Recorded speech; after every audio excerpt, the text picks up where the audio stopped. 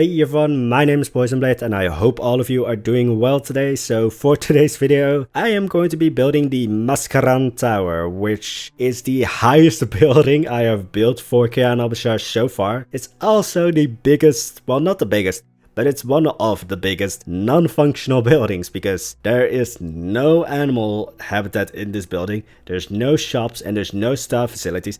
Actually, for real, I don't know what the function of this building would be, besides a huge apartment high-rise. Yeah, I could have housed a lot of things in this building, because did I mention that this is the tallest building in Kayan al-Bashar so far?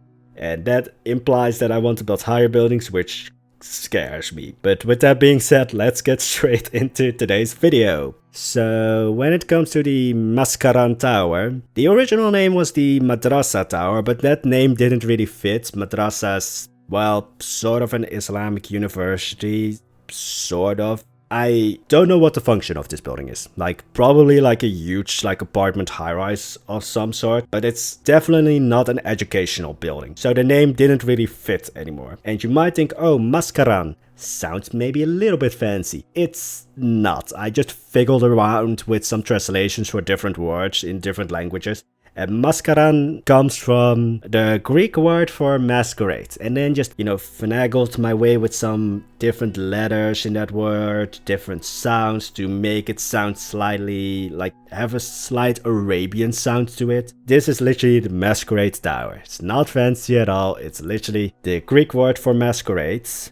And then change some letters, change some sounds to have it have some sort of Arabian sound to it. But Maskaran Tower just fits way better with this tower, even though I still don't know what the function of this tower would be. Besides the apartment high-rise. And yes, I did go into this building with the intention to build a high-rise. Like a lot of buildings, I start really small and then it just becomes a huge building, which the upcoming build, or the build after this, yeah, that did happen there.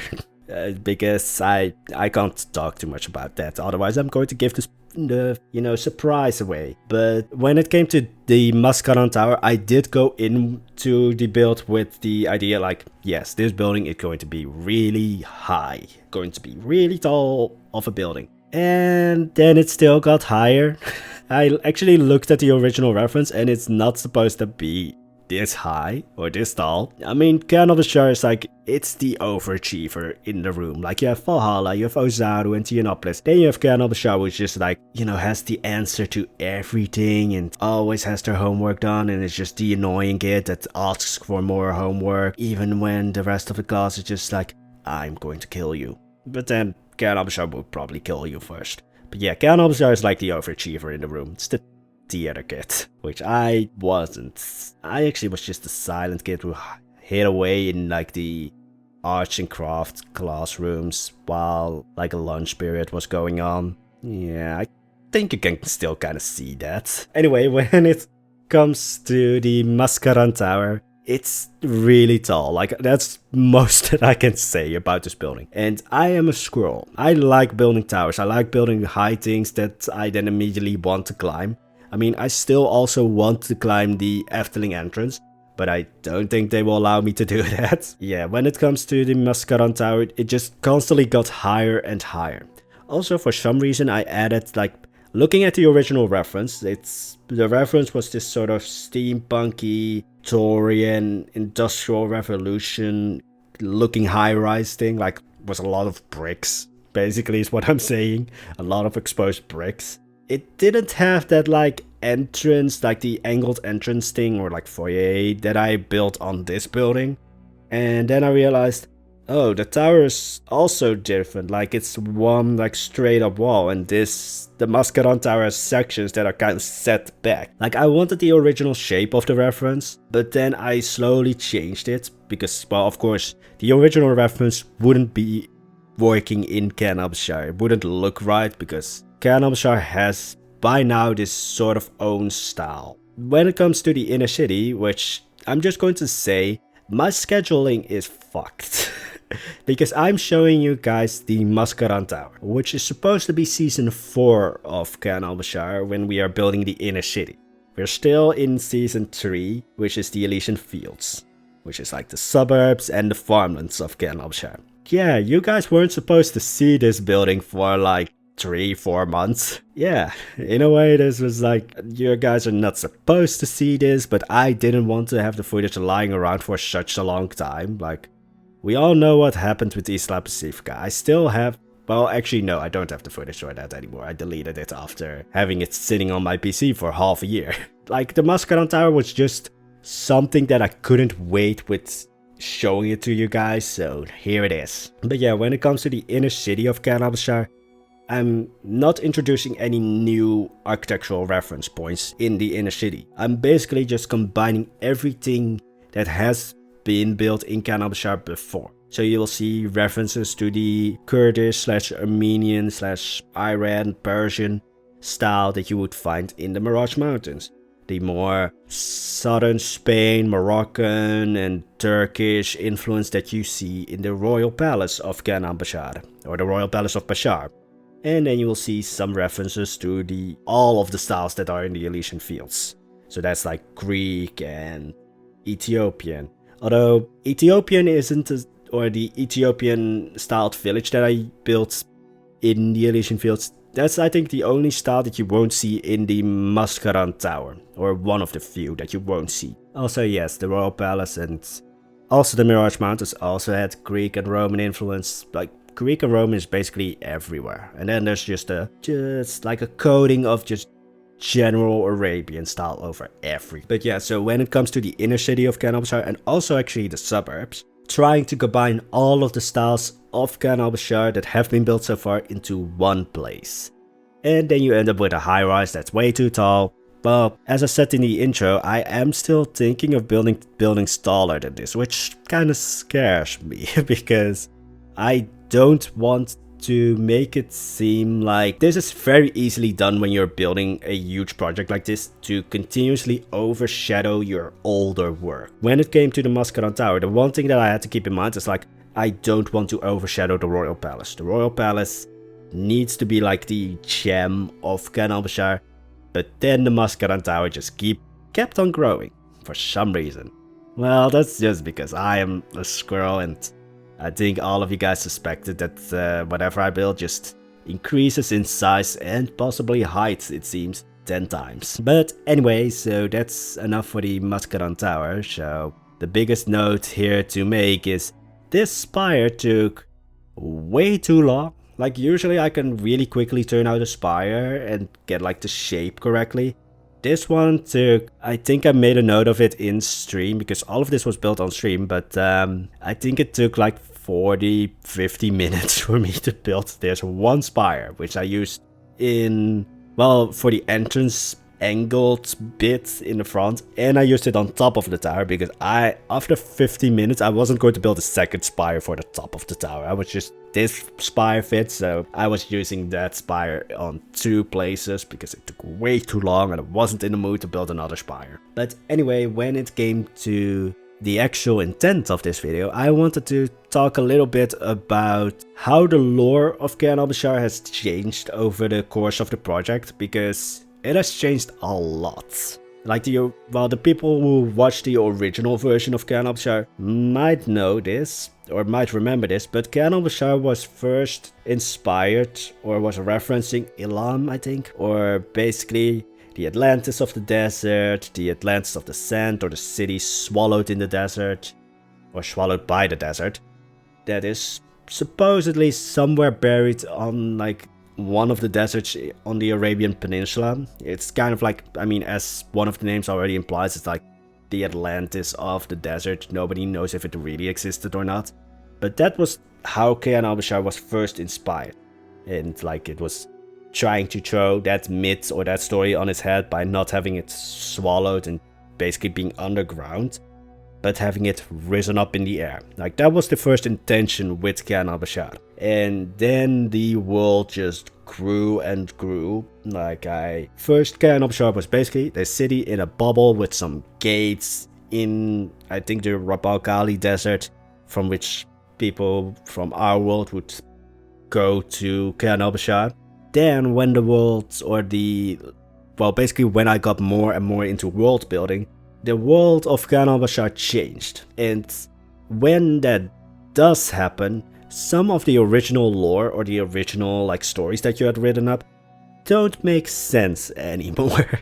And you have to rewrite a bunch of things. The one thing where I'm still actually kind of like working on it is like in Kayan al-Bashar, you have these gypsy / Romani wagons, like the caravans, which in the original version of Kayan al-Bashar were like, oh, this is how Kayan al-Bashar still interacts on a regular basis with our world, because like the gypsy / Romani people are like the messengers or like the people that frequently travel in between Kayan al-Bashar and our world. But now that Kayan al-Bashar, because at a certain point I had to change the entire lore, Kayan al-Bashar eventually became a whole or part of a whole world.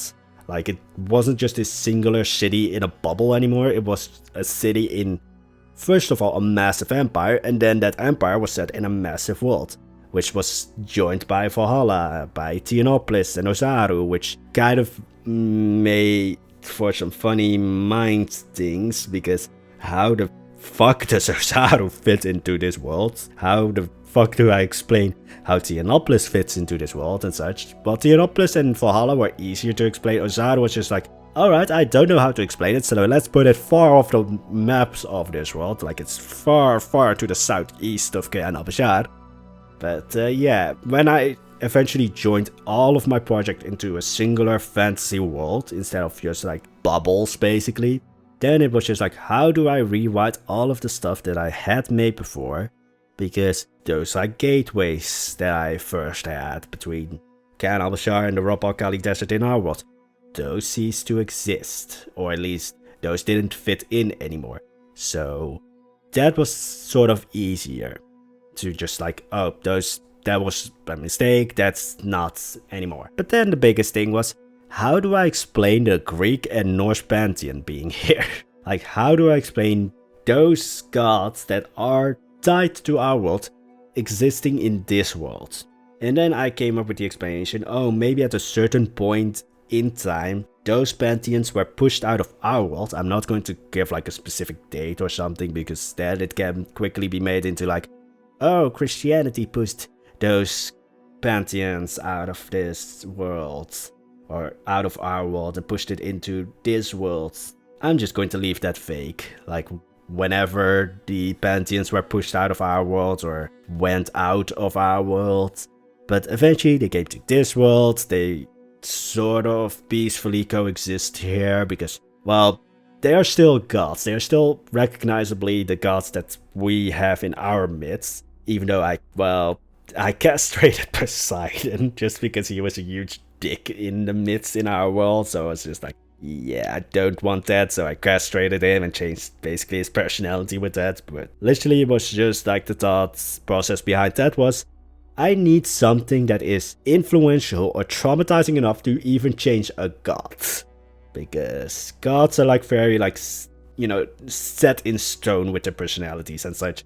So I was just like, something that would even rattle a god. Castration. That's still the funniest story to me that I've ever thought of, even though it's literally just like, I find that Poseidon is a dick in our stories or in our myths about him, so let's change his personality. Let's castrate him. But yeah, going back to the original thing, ramble, like how do I fit in things that at first made sense but now don't make any sense? Or don't really fit. And then it's also like, alright, so this is its own entire fantasy world. How do I explain how things developed here? Because that's also what happened. Like, after I sort of finished like rewriting a lot of the old stuff, there's a whole lot of new stuff coming in, which is basically like, how do I explain the geography of this place? Because that's something that you don't have to think about when you just have a singular city in a bubble. But it's like geography. What is the rest of the world going to look like? Which people live in the rest of this world? Because, again, don't have to think about that when it's just a singular city in a bubble.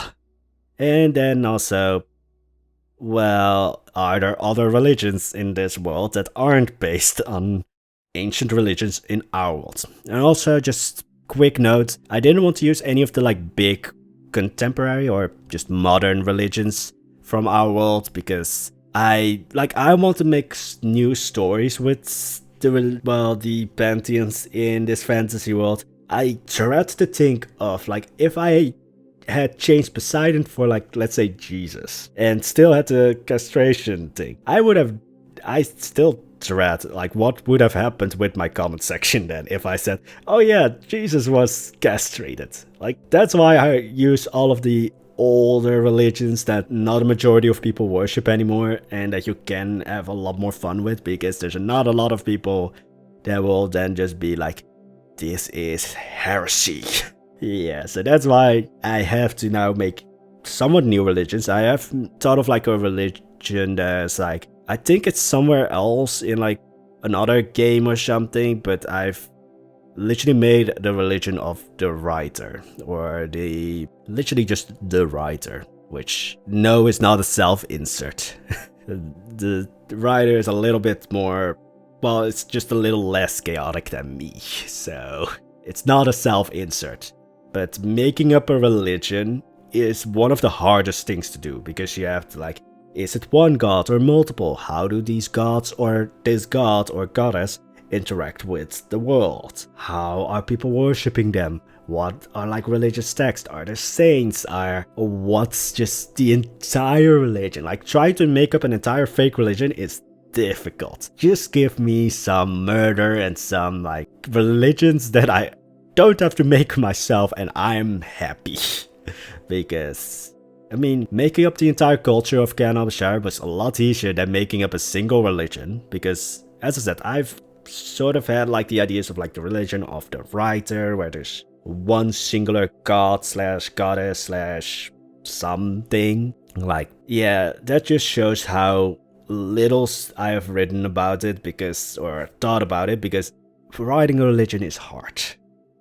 But anyway, what was the original ramble about again? Oh yeah, how the lore behind Kayan al-Bashar has changed so much over the series, or over the seasons. And I think at one point you will recognize like, oh, we have went away from city in a bubble to entire worlds. Which was fun. And in a way there were a lot of things that could still tie in with Kayan al-Bashar being in its own worlds. But there were also just a lot of things that I had to abandon. Like, I'm going to need to rewrite, I'm just going to need to write down a lot more stuff just to make it set now, because I'm not changing the world anymore. Like, that was fun for once, not doing that again. But anyway, that was it for today's video. The Maskaran Tower is, as I've said before, the largest or tallest building that is completely non-functional. At least the Hagia Sophia is a habitat, which I still need to renovate one day.